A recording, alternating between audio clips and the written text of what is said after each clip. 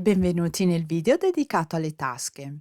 Oggi vi farò vedere in questo video come costruire questo tipo di tasca che viene chiamata anche alla francese oppure in diagonale. Prendo come esempio un pantalone base, voi dovete inserire le vostre misure, vado ad aprire gestione parti, mi trovo sotto la struttura ad albero queste parti di cui è composto il modello. Decido che voglio costruirmi la mia tasca sul davanti con Pens, quindi lo seleziono e vado a selezionare tasche. Mi si apre questa pagina. Inizialmente io devo selezionare una di queste tasche che mi viene proposta. Al di sotto trovate in blu una breve descrizione. Io seleziono tasca tagliata su bordi. Vado a cliccare, mi si apre questa pagina che mi dà la possibilità di decidere quale tipo di taglio voglio per questa tasca. Scelgo tasca tipo francese, poi ho anche la possibilità di selezionare il tipo di sacchetto tasca. Lascio questo sacchetto, vado a cliccare, mi trovo di fronte a questa pagina. Alla mia destra ho la finestra grafica che mi viene indicata la tasca e alla mia sinistra la possibilità di modificarla attraverso questi pulsanti. Io potrei già lasciare questa tasca, però vi faccio vedere come potete modificarla. Innanzitutto vado ad abilitare mostra quote. Non tutte, ma quasi, hanno i centimetri che vengono visualizzati, come in questo caso.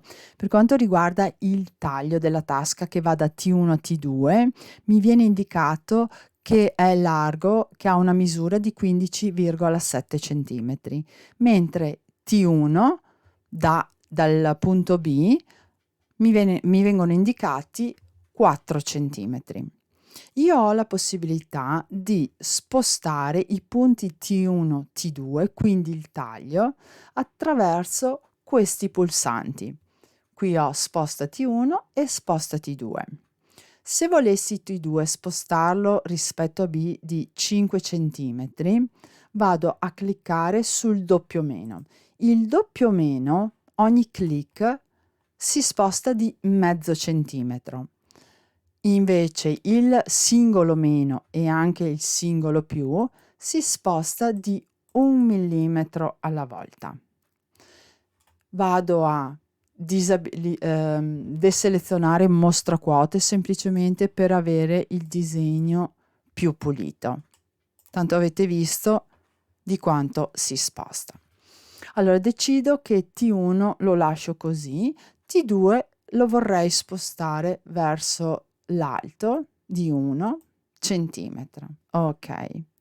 Ho anche la possibilità di misurare usando il mouse. Se clicco a sinistra, poi trascino il mouse, vedo la linea blu. Quindi mi dà la possibilità di misurare e vedere qui in alto di quanti centimetri è in questo caso il taglio.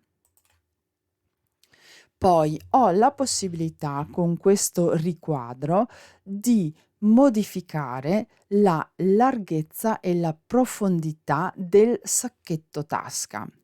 Semplicemente con il più e il doppio meno si spostano tutti i punti di cui è composto il sacchetto tasca, quindi S2, S3 ed S4. La profondità, ok, così diminuisce. La mia tasca è fatta, ma vi faccio vedere che c'è la possibilità di modificare ulteriormente.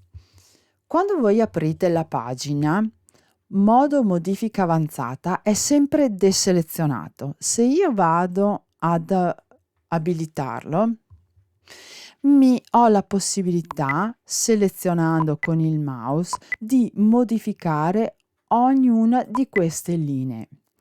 Ad esempio, il taglio tasca T1 T2 mi viene indicato che è una curva di tipo segmento.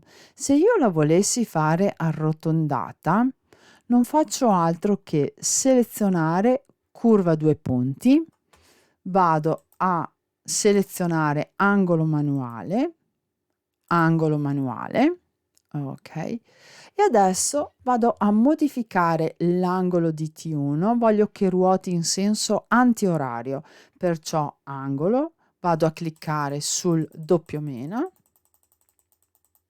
ok, T2, l'angolo mi piace, però aumento un po' il peso, perché voglio che abbia più curva.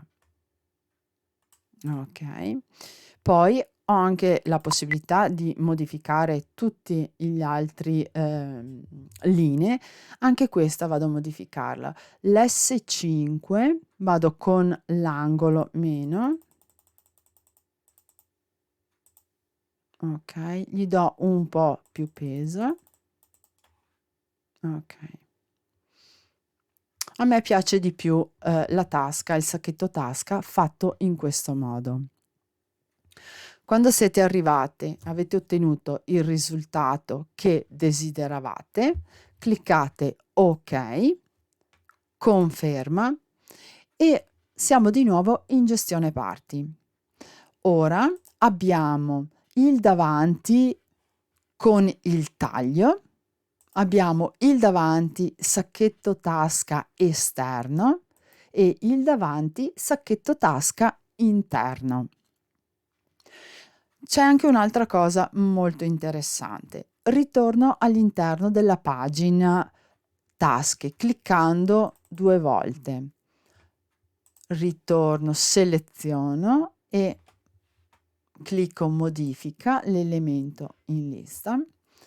Ho la possibilità anche cliccando, mettendo la spunta su risparmia stoffa sacchetto bordo uguale 4 centimetri, io qui posso modificare, facciamo 5, applica modifiche, facciamo un po' meno, che così facciamo 3, applica modifiche, ok. Sono comparsi queste tratteggi. Ora vi faccio vedere cos'è. Clicco ok, conferma. Qui nella struttura d'albero sono comparsi altri 2 parti, questa e questa. Molto utile se avete una stoffa grossa oppure avete poca stoffa, potete utilizzare il sacchetto tasca con un tessuto di cotone o di fodera e mettergli sopra questa parte di modello. E la stessa cosa, questo è il sacchetto tasca interno con questa parte. Spero di esservi stata utile. Ai prossimi video. Ciao ciao!